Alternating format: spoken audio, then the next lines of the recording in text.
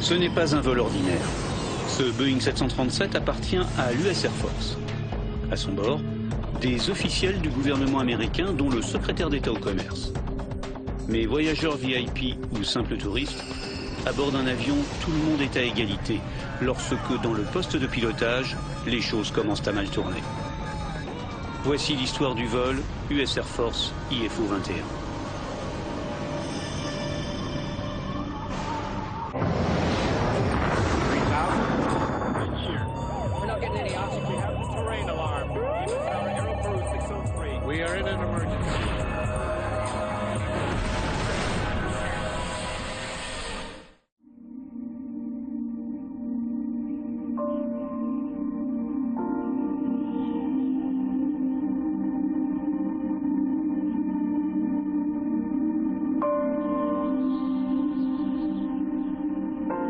Nous sommes le 3 avril 1996 en Croatie. Après 4 années et demie de guerre, une paix fragile s'est installée depuis 6 mois. C'est le printemps, mais cet après-midi sur Dubrovnik, le temps est épouvantable. Le plafond est bas et les orages se succèdent. Sur le tarmac, une délégation officielle qui vient d'atterrir essaie d'échapper aux trompes d'eau. Parmi eux, le Premier ministre croate et l'ambassadeur américain et négociateur des accords de paix, Peter Galbraith. Notre vol jusqu'à Dubrovnik avait été épouvantable. On n'y voyait rien. À ce moment-là, j'étais ambassadeur en Croatie depuis 3 ans. J'avais effectué de nombreux voyages, mais celui-ci avait été le plus éprouvant. Et les conditions météo ne sont pas prêtes de s'améliorer. D'ailleurs, tous les vols commerciaux ont été annulés sur Dubrovnik. Seul un vol officiel est maintenu.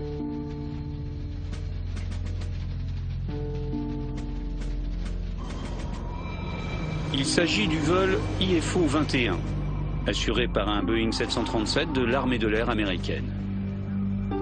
L'US Air Force dispose en effet d'une flotte d'avions civils destinés à transporter les hauts responsables américains de par le monde.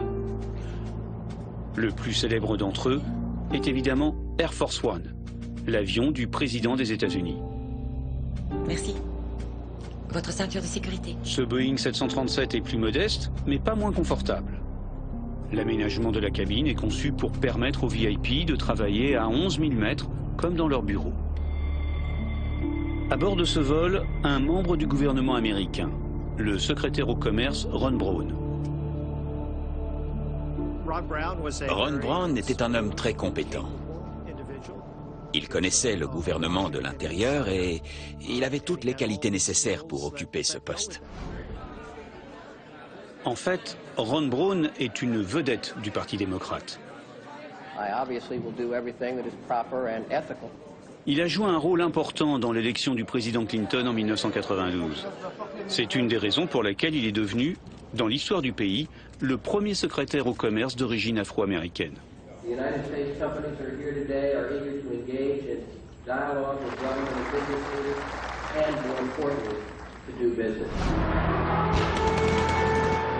Le secrétaire au commerce arrive dans une région difficile, ravagée par 4 années et demie de guerre avec la Serbie.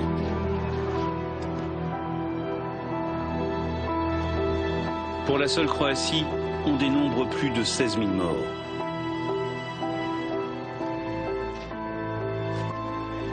Le pays a gagné son indépendance, mais les dégâts s'élèvent à plus de 37 milliards de dollars. Ron Brown vient apporter l'aide du gouvernement américain à la reconstruction de l'économie locale. La philosophie de ce projet, c'était que la paix ne pourrait durer que si l'économie de la région se développait. C'était essentiel à la paix. Prévue sur 3 jours, la visite officielle de Ron Brown a débuté le matin même à Tuzla, en Bosnie. La délégation a visité une centrale électrique et partagé quelques hamburgers avec les soldats américains.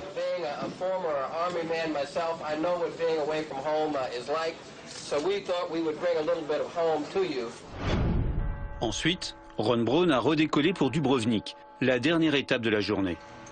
Fondé au 7e siècle, ce petit port est un joyau historique et touristique du pays. C'est moi qui ai suggéré à Ron Brown d'aller à Dubrovnik. Les Croates tenaient vraiment à prouver que Dubrovnik était toujours debout et continuait à être une destination touristique. Donc, c'était important que Ron et la délégation se rendent là-bas. Mais pour l'instant, la ville, comme toute la région côtière, est sous une pluie battante et recouverte d'un épais brouillard. À Tuzla, au même moment, le vol de la délégation vient de décoller. Ashley G. Davis est le commandant de bord. C'est un pilote militaire que ses collègues surnomment Edgy.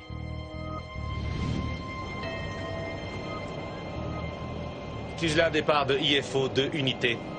IFO 2 unités, je vous écoute. Dès le décollage, le pilote doit slalomer à travers les nuages. Oui, on se déporte à gauche sur 2 ou 3 nautiques pendant la montée. IFO 2 unités, requête approuvée. Poursuivez la montée et maintenez niveau 160. Atteignons le niveau 160. IFO 2 unités. Bien qu'il fasse sombre, il est 2 heures de l'après-midi. Et l'équipage est au travail depuis l'aube. La fatigue commence à se faire sentir. D'autant que si la cabine VIP de l'avion est très confortable, le poste de pilotage, lui, ressemble à n'importe quel poste de Boeing 737. Le commandant Davis est originaire de Bâton Rouge, en Louisiane, et il s'est engagé dans l'armée pour devenir pilote. Longtemps, il a piloté des KC-135, ces gros avions ravitailleurs construits par Boeing. Aujourd'hui, il est attaché au transport des officiels américains aux 4 coins du globe. Avec sa femme et ses 2 enfants, ils vivent à la base américaine de Ramstein, en Allemagne. Enfin, lorsqu'il n'est pas en vol. Le sergent technicien Shelley Kelly fait partie du personnel de cabine sur ce vol. Et son travail consiste à rendre confortable le voyage de ces passagers très importants.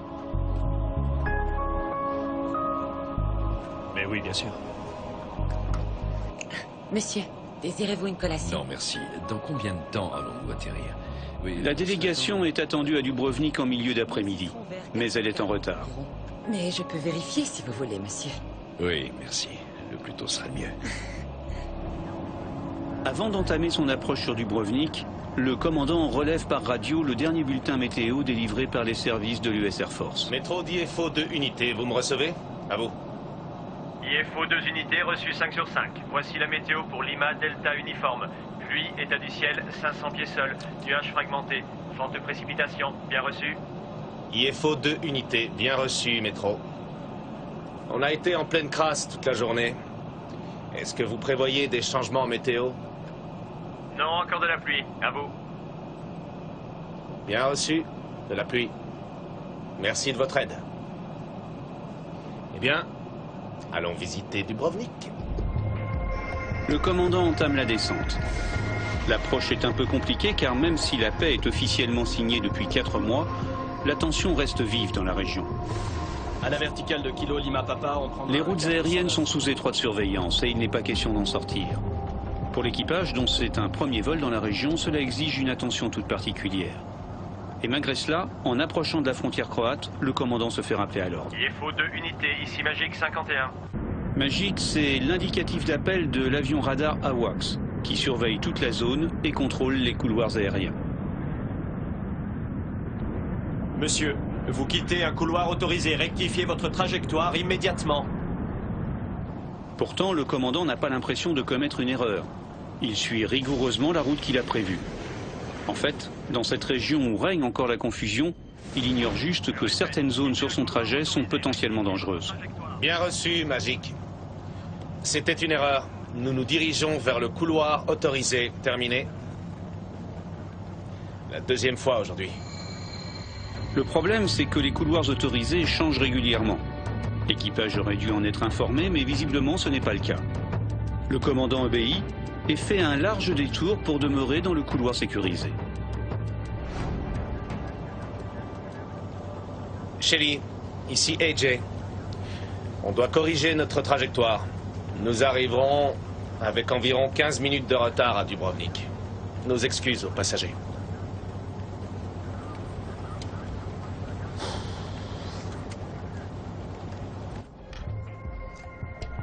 Mesdames et messieurs, votre attention, s'il vous plaît.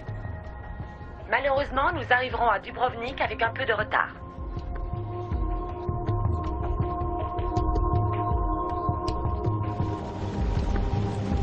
Les huiles vont pas être contentes. Et la météo qui s'annonce risque de nous ralentir encore plus.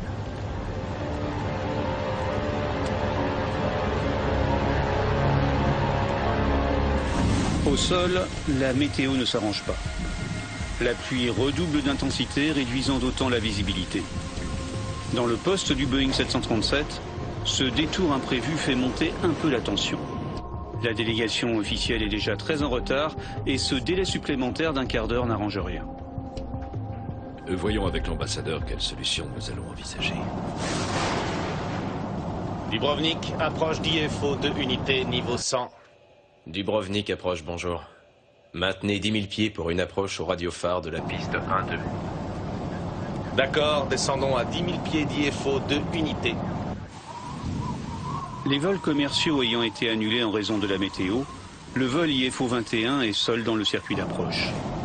Et plus il descend, plus les cellules orageuses sont actives.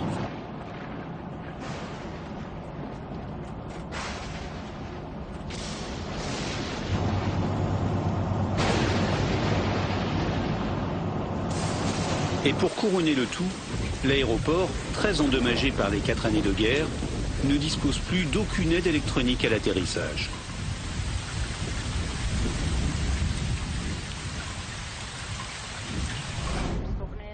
L'aéroport avait été totalement ravagé par les Serbes qui en avaient pris le contrôle en 1991. Ils avaient complètement détruit le système d'atterrissage aux instruments. Un nouveau système venait d'être commandé.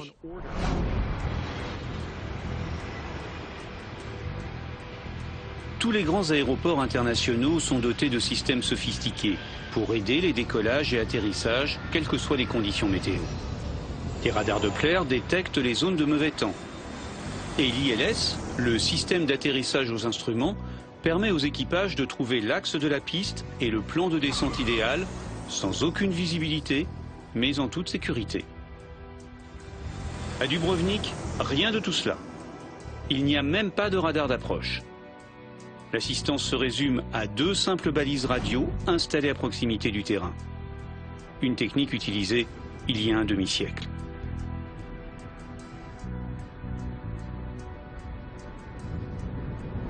On utilise encore beaucoup les balises non directionnelles aux États-Unis et dans le monde.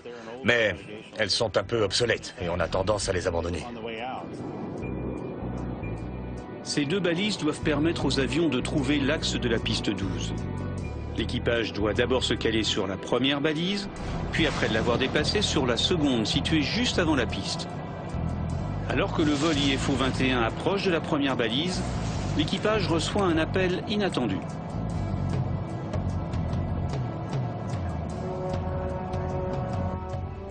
« 9 ACRO pour IFO 2 unités. IFO 2 unités, je vous reçois, 9 ACRO, à vous. » 9A CRO, c'est le vol de l'ambassadeur Galbraith qui s'est posé 1 heure plus tôt. Le commandant est un pilote chevronné qui connaît très bien la région et il veut avertir son collègue des difficultés qu'il risque de rencontrer. IFO 2 unités, on a atterri il y a 1 heure, dans des conditions météorologiques minimales. En cas d'approche interrompue, dirigez-vous vers Split. À vous. Bien reçu, 9 ACRO, je vous remercie. Terminé. Évidemment, se dérouter vers Split, à 200 km de là, ne serait pas une bonne nouvelle pour la délégation.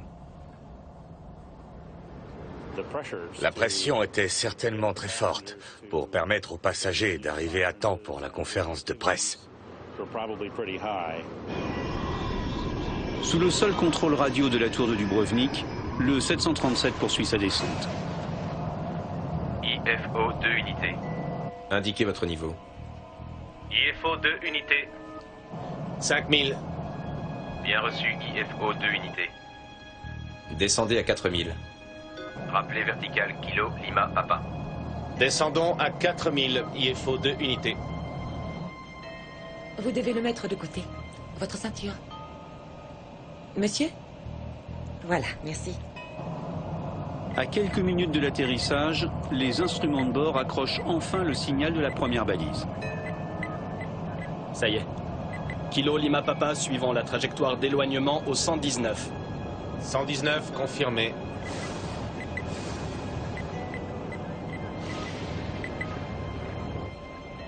Monsieur le secrétaire, nous allons atterrir. D'accord. On reprendra ça plus tard. Merci.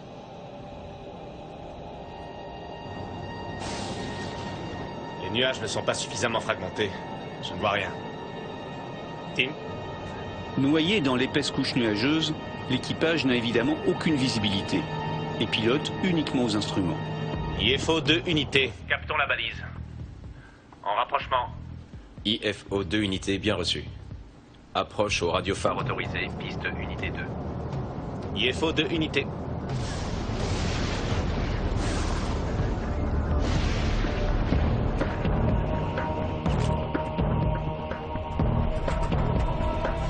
Secoué par les turbulences de l'orage, l'avion poursuit sa descente sans visibilité. L'atterrissage maintenant est imminent.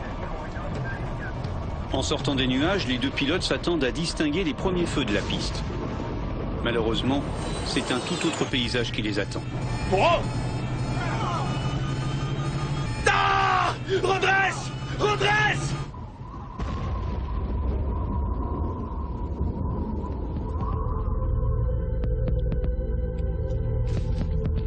IFO 2 unités, vous me recevez? Peu avant 15 h, la tour de Dubrovnik perd tout contact avec IFO 21. IFO 2 unités, est-ce que vous me recevez? IFO 2 unités, vous me recevez? Sans radar d'approche pour localiser l'avion, les contrôleurs ignorent sa position. Un instant, ils imaginent une éventuelle remise de gaz et un déroutement vers Split. IFO 2 unités, vous me recevez? IFO 2 unités, vous Mais me les recevez? minutes s'écoulent et la seule réponse est un silence de plus en plus lourd. Lance la procédure d'urgence. À la fin de notre service, on a appris qu'un avion avait disparu. On ne savait pas qui était à bord. On n'avait aucune précision concernant le vol. On a alors appliqué la procédure à suivre dans ce genre de cas en attendant d'avoir plus d'informations. Sur le tarmac, Peter Galbraith, en compagnie du Premier ministre croate, attend patiemment l'arrivée de la délégation américaine.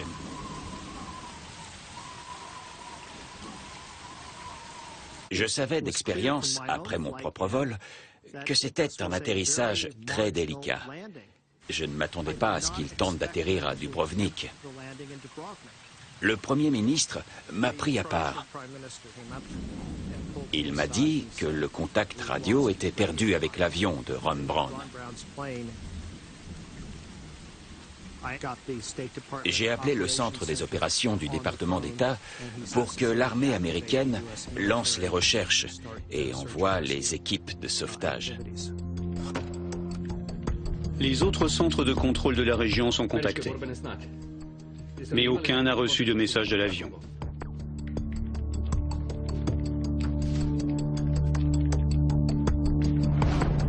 Les premières recherches se concentrent sur l'axe d'approche de la piste 12, au-dessus des eaux de l'Adriatique. À ce moment-là, j'étais à 1500 km de là, à Brindisi, en Italie. Nous avons fait partir 2 hélicoptères MA-53 pour Dubrovnik, avec une équipe des unités spéciales de l'Air Force. Durant des heures, l'appareil demeure introuvable. Les recherches sont d'autant plus difficiles que la météo est toujours épouvantable. Il y avait du brouillard, des orages et une faible visibilité. IFO 2 unités de Dubrovnik approche, vous me recevez? Le Boeing 737 du vol IFO 21 était équipé d'une balise de détresse. Vous me recevez? Si l'avion s'est écrasé, la balise s'est automatiquement mise en marche en émettant un signal ultra haute fréquence. Malheureusement, l'aéroport de Dubrovnik n'est pas équipé pour capter et encore moins pour localiser ce signal. IFO 2 unités, vous me recevez? IFO 2 unités, vous me recevez? IFO 2 unités, vous me recevez? les premières recherches ne donnent aucun résultat. Ils sont partis au large, survoler la mer à la recherche de l'avion.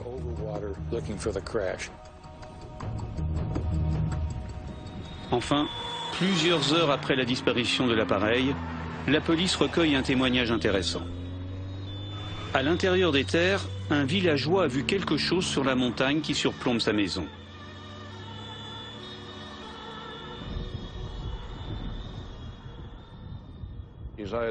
On est d'abord parti en voiture pour inspecter les montagnes. Le temps était épouvantable. Une pluie battante, un brouillard épais. On a dû marcher 1 heure. Et puis, on est tombé dessus. Il est presque 19h30. Le vol IFO 21 a disparu depuis 4h30. Cette fois, il n'y a plus de doute sur le crash. Reste l'espoir de retrouver d'éventuels survivants.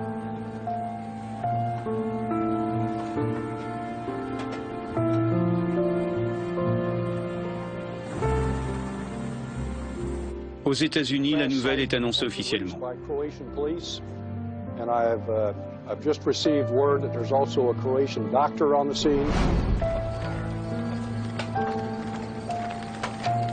Du 737, il ne demeure intact que la queue de l'appareil.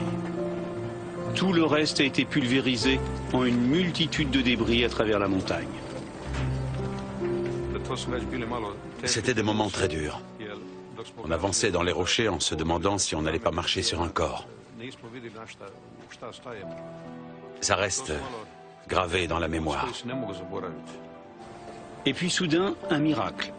Les secours découvrent parmi les tôles éventrées de l'avion le sergent Kelly, l'hôtesse de bord.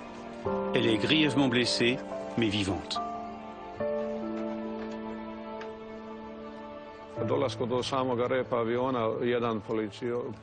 Dans la queue de l'avion, un policier a trouvé une hôtesse. Il a essayé de la secourir. Nous avons essayé de nous rendre utiles. On voulait sauver des vies et voilà qu'on en avait l'occasion. On était plein d'espoir.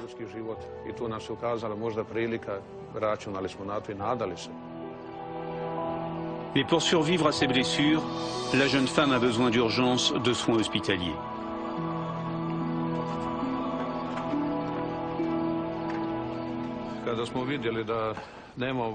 Mais on ne pouvait rien pour elle. Alors j'ai appelé le commissariat de Dubrovnik pour leur indiquer le lieu du crash. Il faisait déjà nuit noire.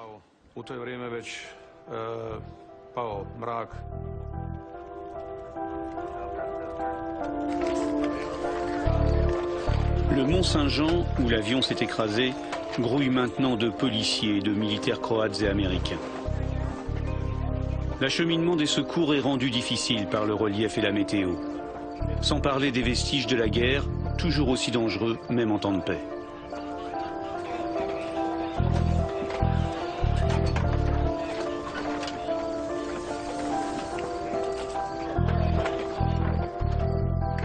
J'ai rencontré un major croate. Il m'a proposé de nous guider jusqu'au sommet de la montagne. Il a également précisé qu'il y avait plusieurs champs de mines entre l'endroit où nous nous trouvions et le lieu du crash. Avec toutes ces contraintes, il faut plus de 2 heures pour atteindre le sommet de la montagne. On marchait depuis longtemps. Il faisait nuit noire. Tout à coup, j'ai aperçu une forme plus sombre. Je ne savais pas ce que c'était. Et j'ai tendu la main pour la toucher. C'était un des moteurs de l'avion. Au sommet, le mauvais temps empêche les hélicoptères d'atterrir. Mais les secouristes ne peuvent plus attendre. Le sergent Kelly est évacué par voie terrestre dans des conditions difficiles. La jeune femme souffre d'une fracture de la colonne vertébrale et de nombreuses blessures.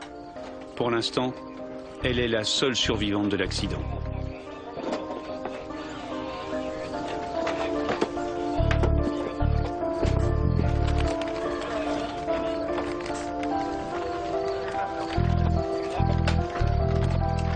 Les recherches se poursuivent, mais les secours ne trouvent que des corps sans vie.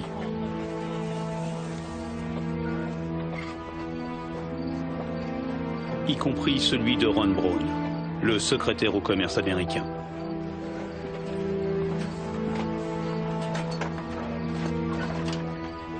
C'est un véritable spectacle de désolation. Les autres occupants de l'avion, les 2 pilotes et les 35 passagers, ont probablement été tués sur le coup. Quelques heures plus tard, une triste nouvelle tombe. Le sergent Kelly est décédé des suites de ses blessures durant son transfert à l'hôpital. Au final, il n'y a aucun survivant du vol IFO 21. Reste maintenant à comprendre ce qui est arrivé. Mike Canavan fait partie des forces spéciales américaines et recueille les premiers éléments de l'enquête. Quand on a compris qu'il n'y aurait plus de survivants, notre mission a changé. À partir de ce moment-là, on a cherché les corps.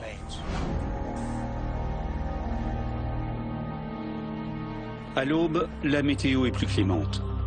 L'ambassadeur Peter Galbraith découvre le lieu du crash.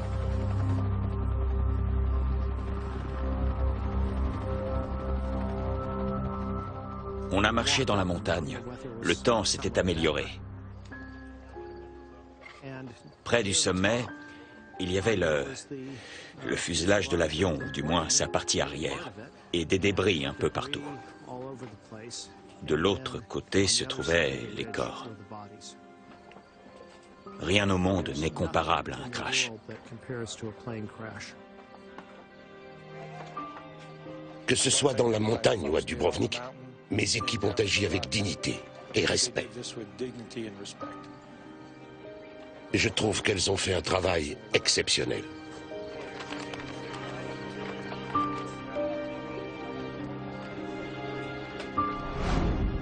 Ladies and gentlemen, the Vice President and the First Lady and the members of Cabinet and I wanted to come here to be with the employees of the Commerce Department at this very difficult hour. Hillary and I have just come from Ron Brown's home, visiting with Alma and Michael and their family and friends who were there. Pourquoi le 737 s'est-il écrasé en pleine montagne croate? S'agit-il d'une erreur de pilotage, d'une défaillance mécanique, d'un attentat anti-américain perpétré par des extrémistes dans cette région toujours sous tension?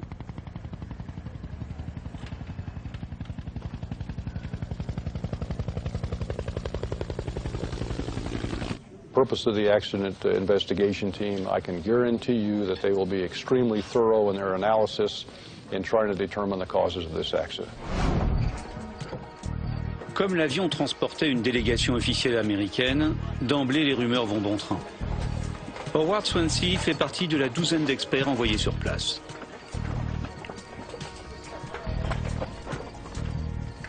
Tous les accidents provoquent de nombreuses spéculations. Dans le cas présent, on avait un haut dignitaire de l'État parmi les victimes. Et on avait à peine trouvé le lieu du crash que tous les médias en parlaient déjà. Il y avait des débris à des kilomètres de l'épave. Mon but était de regrouper le plus d'informations et de preuves matérielles possibles.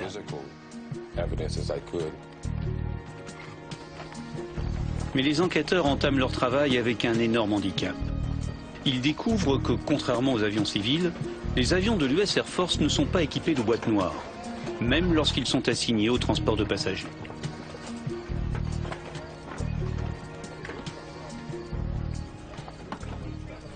Je croyais que les vols de l'Air Force, qui transportaient des passagers prestigieux, étaient beaucoup plus sécurisés que les vols commerciaux. J'ai été vraiment choqué d'apprendre qu'en fait, c'était le contraire.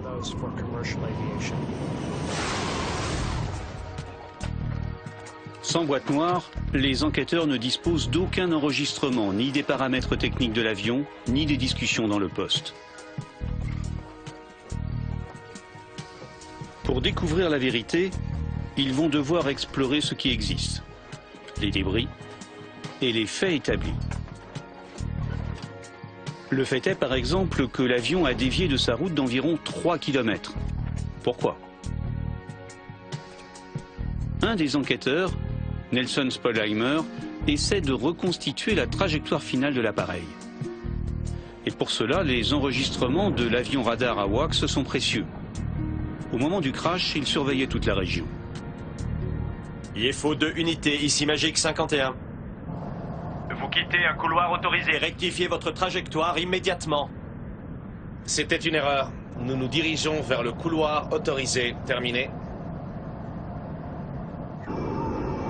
Hormis cette sortie impromptue du couloir aérien, le vol ne présente aucune anomalie, jusqu'au moment de l'approche finale.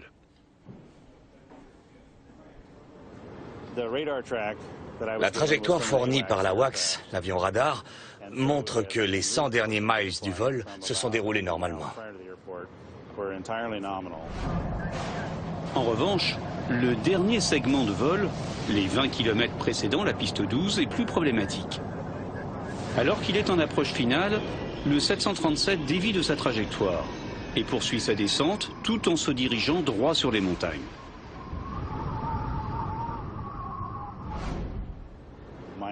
La trajectoire radar de l'avion indique une erreur de cap de 7 degrés dans la dernière partie de l'approche.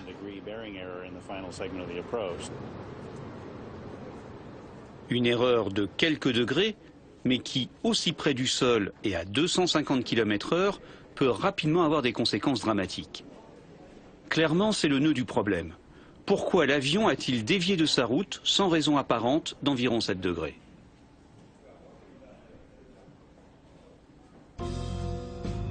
Nelson Sponheimer décide de vérifier l'état du matériel d'aide à la navigation présent sur l'aéroport. La guerre les aurait-elle endommagés? À Dubrovnik, l'atterrissage se fait à l'aide de 2 balises de navigation distinctes. La première guide les avions vers la piste, tandis que la seconde leur indique un éventuel danger. La première se trouve sur l'île de Kolosep. Elle émet en code morse un signal facilement reconnaissable. En passant à la verticale de la balise, les avions n'ont plus qu'à prendre le cap indiqué sur la carte d'approche pour arriver à la piste.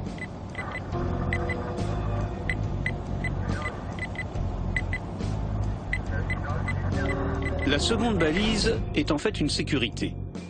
Située juste dans l'axe de la piste, si les pilotes ne voient pas le seuil de piste en la survolant, ils doivent alors interrompre l'approche et remettre les gaz.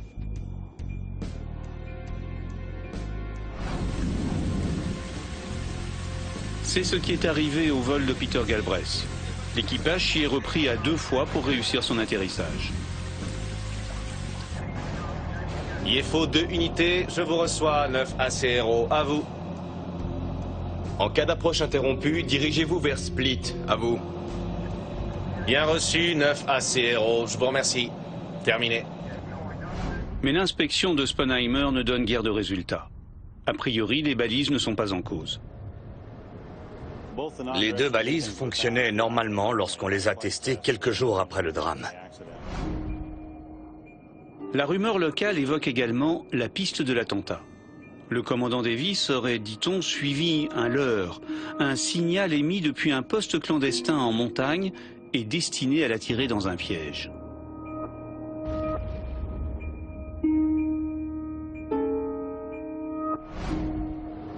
Pour émettre un signal suffisamment puissant, il faut mettre en place un imposant système au sol. Très difficile à installer dans un paysage rocheux. Il serait très long et très coûteux d'installer une balise dans les montagnes. Cette hypothèse de l'attentat est rapidement abandonnée par les enquêteurs. D'autant qu'aucun élément concret n'est recueilli sur les lieux du crash pour venir l'étayer.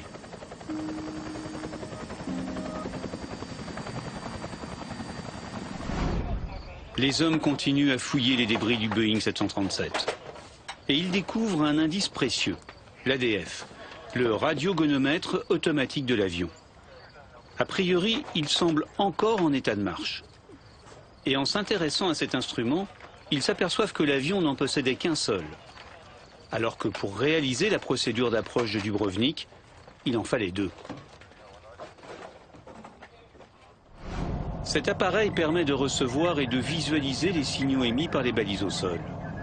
Mais il ne peut capter qu'une seule balise à la fois. On ne l'a pas encore passé. Je réécoute Kilo Lima Papa. Avec un seul ADF, soit l'équipage utilise la première balise pour trouver la route de la piste, soit il utilise la seconde balise pour être certain de ne pas la dépasser. Mais en aucun cas, il ne peut utiliser les 2 simultanément. Il aurait fallu 2 ADF. Or, il n'y en avait qu'un seul à bord, ce qui a réduit la capacité de l'équipage à effectuer une approche précise. Je capte Charlie Victor, mais on ne l'a pas encore passé. Je réécoute Kilo Lima Papa. En alternant la fréquence de chaque balise, l'équipage a peut-être essayé de capter alternativement l'une puis l'autre. Mais une telle manipulation génère un réel surcroît de travail pour un atterrissage déjà très compliqué. Bref, l'avion n'avait pas le bon équipement pour se poser à Dubrovnik.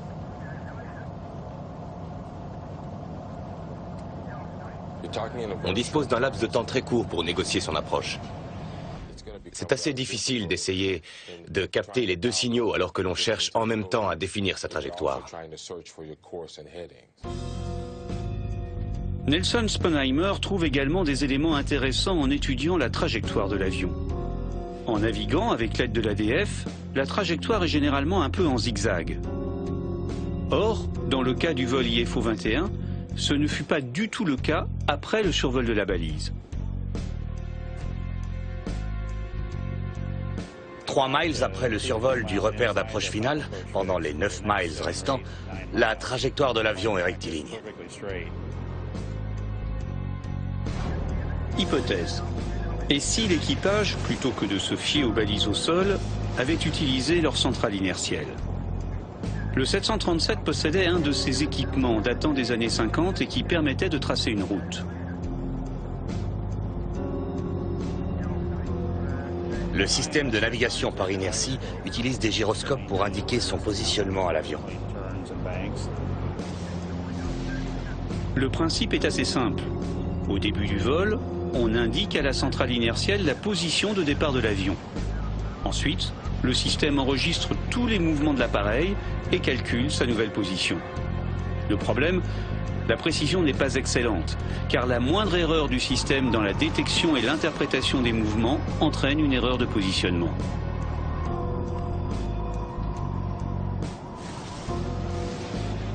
Les nuages ne sont pas suffisamment fragmentés. Je ne vois rien. Tim ?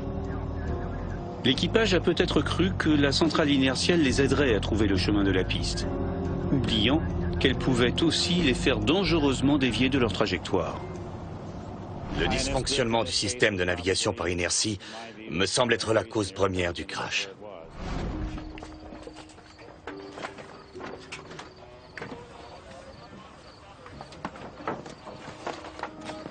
Howard Swansea, lui, passe au crible les documents retrouvés dans les débris du poste de pilotage, et notamment les cartes d'approche de l'aéroport de Dubrovnik.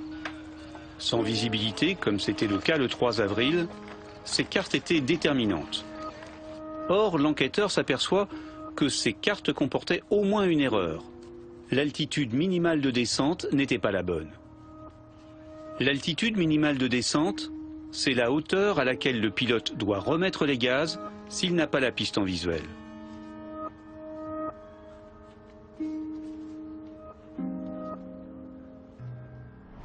Chaque pays a la responsabilité de définir ses procédures d'approche et de les rendre publiques, pour que les équipages du monde entier puissent les utiliser. Or, Howard Swansea constate que l'altitude minimale indiquée sur la carte ne correspond pas aux normes de l'aviation américaine.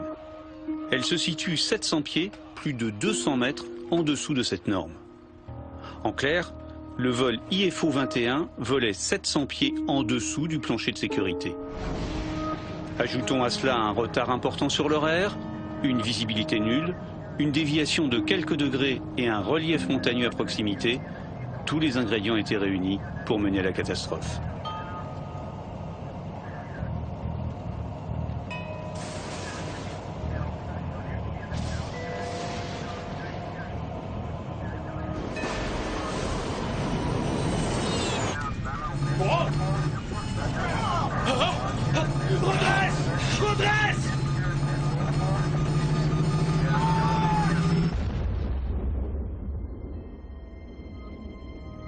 L'enquête pose maintenant de nouvelles questions.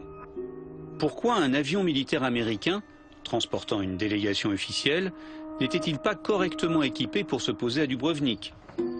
Pourquoi son équipage ne disposait-il pas de cartes conformes? Et pour trouver les réponses, l'investigation se poursuit sur une base américaine en Allemagne, auprès des hauts responsables de l'US Air Force. Le colonel John Mazurowski se retrouve sur la sellette. Il était le commandant des opérations de l'unité de transport responsable du vol IFO-21. Son travail habituel consiste à organiser les déplacements aériens des personnalités américaines dans la région.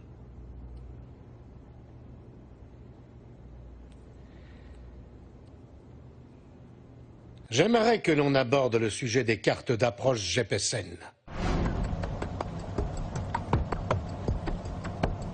Les enquêteurs se concentrent en priorité sur les cartes d'atterrissage. Conçues pour tous les aéroports du monde, ces cartes fournissent aux pilotes des informations indispensables à la sécurité.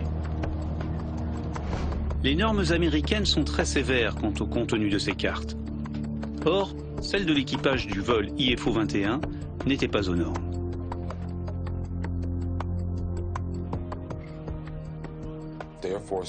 L'Air Force avait publié une directive qui exigeait que toutes les procédures d'approche des pays étrangers soient évaluées avant qu'un vol de l'Air Force ne soit autorisé à les suivre. Or, les cartes d'approche de l'aéroport de Dubrovnik n'avaient pas été évaluées. Raison pour laquelle Howard Swansea avait constaté une différence de 700 pieds entre les valeurs indiquées sur la carte et celles recommandées par le département américain de la Défense. En clair, Dubrovnik n'était pas un aéroport approuvé pour accueillir les appareils américains.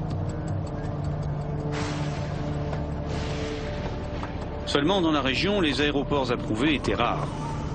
Aussi, pour organiser ces missions, le colonel Mazurowski avait demandé une dispense pour plusieurs aéroports, dont celui de Dubrovnik. Pourquoi êtes-vous passé outre la procédure d'évaluation? On utilisait ces cartes depuis des années. Elles ne semblaient pas menacer particulièrement la sécurité des vols. Problème, la dispense n'avait jamais été accordée et le terrain n'avait jamais été approuvé. Donc les appareils de l'US Air Force se posaient à Dubrovnik en violant carrément la réglementation. Dubrovnik, approche d'IFO 2 unités niveau 100. Dubrovnik approche, bonjour. L'aéroport de Dubrovnik était sous-équipé, très loin des normes internationales, et les cartes d'approche n'avaient pas été approuvées. Pourtant, les hauts fonctionnaires de l'US Air Force continuaient à autoriser les atterrissages sur ce terrain et sur d'autres dans la même situation. En fait, aucune procédure n'avait encore été approuvée. Pas à ma connaissance, monsieur. Non. Au bout du compte, comme toujours dans les catastrophes aériennes, c'est une conjonction fatale d'erreurs qui a mené au drame.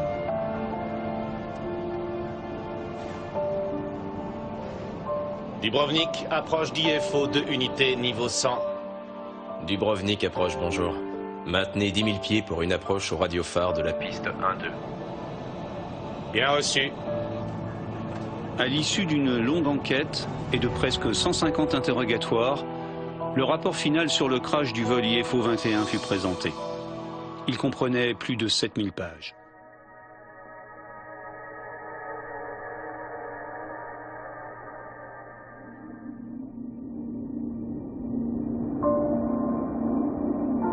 How much of the weeping we have done this last week because there were so many brilliant young people on that plane with him. From different backgrounds and different racial groups. Why? Because Ron Brown could see in them the promise of a new tomorrow. Les conclusions de l'enquête mirent en lumière les erreurs humaines et les défaillances des institutions. Elles reprochèrent aux autorités aéroportuaires de Dubrovnik leurs lacunes dans les procédures d'approche.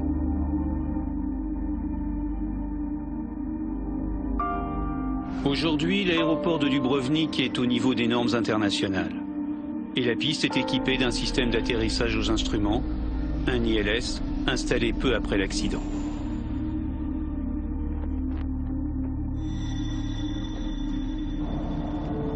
Je capte Charlie Victor.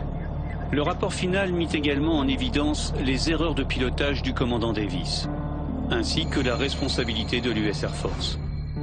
Plusieurs hauts gradés furent accusés d'avoir failli à leurs obligations.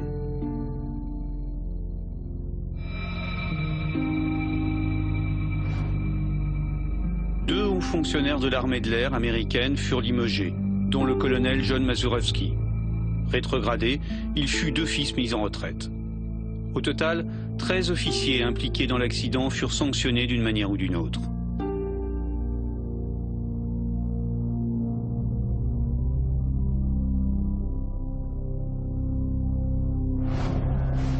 L'US Air Force elle-même a révisé ses procédures. Dorénavant, tous les avions militaires sont équipés des deux traditionnelles boîtes noires. L'une pour enregistrer les sons du cockpit, l'autre pour enregistrer les paramètres techniques. De même, aucun appareil ne peut dorénavant se poser sur un terrain sans l'autorisation du département de la Défense, même s'il transporte une délégation officielle du gouvernement. Captons la balise. En rapprochement. IFO 2 unités bien reçues. Approche au radiophare autorisé, piste unité 2. IFO 2 unités.